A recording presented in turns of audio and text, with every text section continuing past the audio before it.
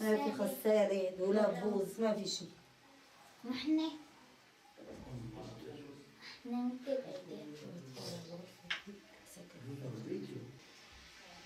انت مش هاي كل شيء ما في ما في شيء خالص، يعني فاضي البيت.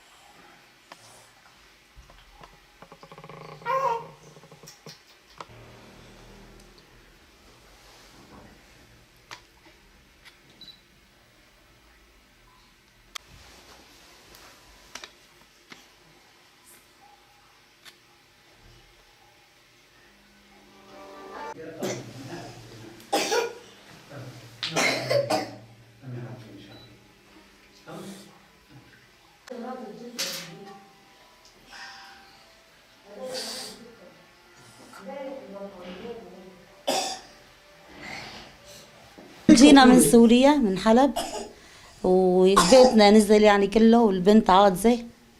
عندي 3 توم بنات وصبيين، وعندي يعني 7 بنات وصبيين، بس في 3 توم وصبيين توأم يعني. ويعني ما بعرف، جينا لهون فتنا تهريب، وأبو محمد بعدين فات كمان، هو مضروب بإجره يعني، لما أنقذ بنته إجره يعني مضروبة من هون هيك. وما يعني ما في لا براد لا غسالة لا فرن لا شيء، طاول ما في شيء بالبيت. من 2 جينا، ويعني الوضع سيء بالبيت. لا أنا فتت من باب الهوا أنا وبنتي هي وهي دخلتهم معي من مكتب باب الهوا، هن دخلوني أعالجه، بعدين جبت ولادي، بعدين جوزي. 7 بنات وصبيين 9. 9 اي